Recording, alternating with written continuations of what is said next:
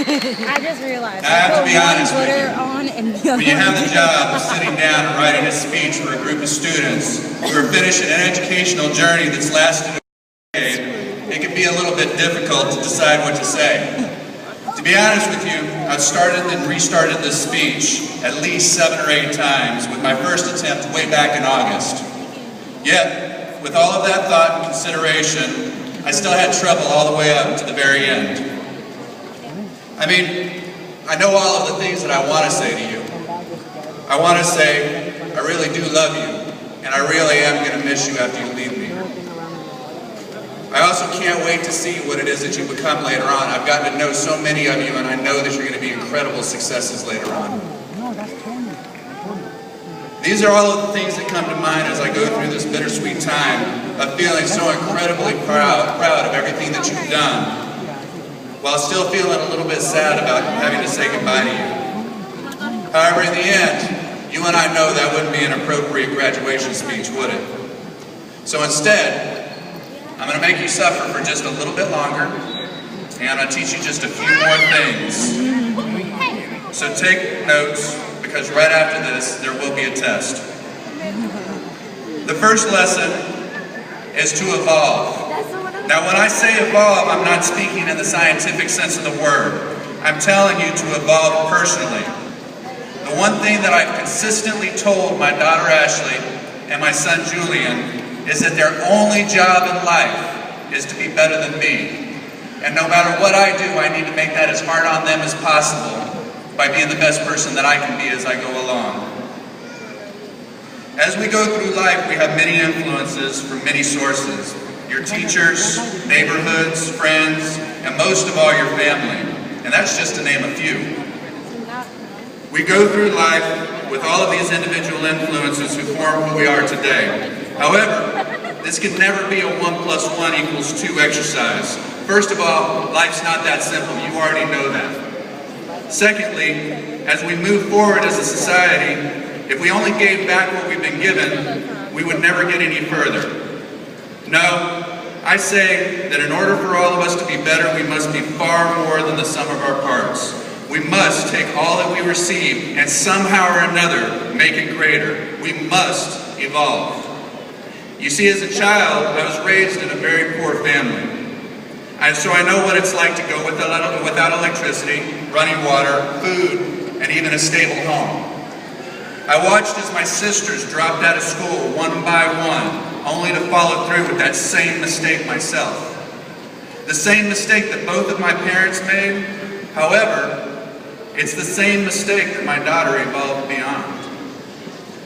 Coming from a community where the dropout rate is around 70%, it's the same mistake that many of you have evolved beyond today. However, most likely you didn't do it on your own. One thing that I have discovered as the principal of Milby High School is that I have great parents. And I want to hear from you about them right now. Come on.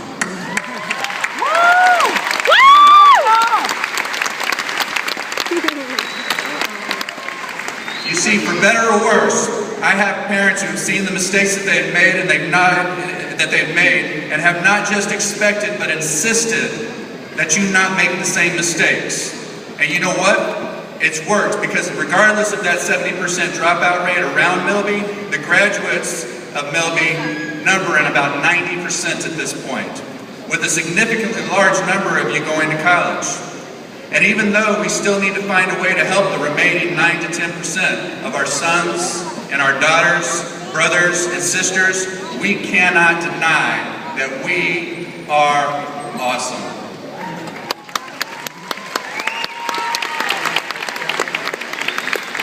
That no matter what the barrier, the faculty, staff, students, parents, and the greater community of Milby High School is not only great, but has and will continue to change the world and save lives every day. Now your second lesson is to go out there and fail. Okay, now, not on purpose, so let me explain. You see, as a young child, as a young child and a young man, I was this extremely shy and extremely skinny person. Believe it or not, I put on about 30 pounds. I guess the best description of me would have been withdrawn and nerdy. I was always too quiet and wore my pant legs a little too high. I guess that's one down and one to go. Over time, I managed to lose the shyness, and well, I just made the nerdiness work for me. The thing is, it didn't happen overnight. Believe it or not, I was so shy that I had a hard time speaking in groups of more than 3 people at a time. Yes, me. Every now and then, I would work up the internal strength to open up in groups only to get embarrassed and feel like a failure in the end, every single time. But over time, I discovered that regardless of the failures, I got a little bit better at opening up around others. Over time, I began to learn from my failures, and instead of mourning them, I decided to let them make a difference in my life. In college, I finally hit this point where I decided that I was not going to be so introverted anymore, so I signed up for 2 acting classes and 2 speech classes, all in the same semester, and I put myself in front of an audience every single day for the better part of a year. For me, signing up for these classes was the equivalent of jumping off a cliff. I remember the first day of acting class without any preparation and very little introduction.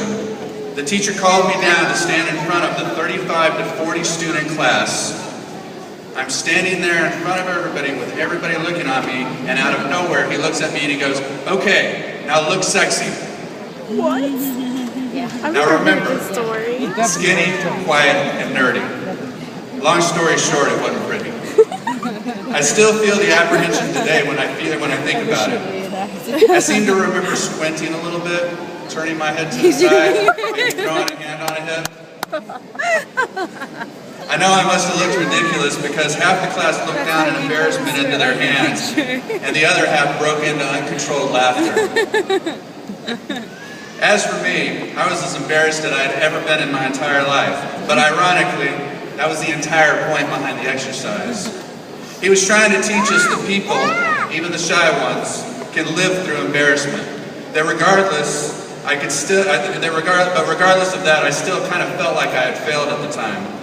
However, failure is a different thing to me than it used to be. You see, I've changed my whole attitude about what failure means. Whereas a young man, failure signified an end. Now it's just a lesson on how to do things just a little bit better and how to achieve success in the end. And the truth, I've learned so much more from my failures than I ever could have learned from my successes. The additional irony is that it's been this willingness to accept failure as a possibility, as just a possibility of taking a chance, that it made it easier for me to succeed in the long run. Now I'm able to confidently speak in front of groups of, well, far more than 3 people. Since the whole point is that you should not just be willing, but you should actually seek out opportunities to take a chance and plan to use every potential failure to further your success. Do not stop trying just because there's a chance that you won't make it, because if you don't try, you are guaranteeing yourself not to make it. Okay, last lesson. I told you it'd be short. Okay, never forget, and I do repeat, never forget where you came from. You are from Milby High School. You are from East End, Houston, Texas. You are an important part of this community. There is one thing that I know about Milby's community, and that is that it creates successful people. You get to walk out of here and join the ranks of politicians, reporters, professional athletes, state Supreme Court justices, musicians, and the list goes on and on and on. However, the sad thing is that once some of these people found success, East End never saw them again. Though I get that many people feel the need to move on, I want to implore you to consider, just consider sticking around as you find your own version of success. You see, currently in East End, very few of the businesses located there are owned by people who actually live in East End. You have heard me say this many times in the past. What this means is that every time you walk into a restaurant, a convenience store, an automotive shop, or any other business, the money that you spend will most likely go to support somebody else's community. Now, I'm all for charity, but as the saying goes, charity starts where? at home. What's more is that I know you, and I believe with all of my heart that you should be the politicians. It is you who should be the community leaders. It is you who should be the business owners, and it is you who should rule this world, not just because you are from here, but because it is you who has taken what has been often a difficult situation, riddled with disadvantages, and regardless of that fact, it is you that is sitting before me today as a successful high school graduate.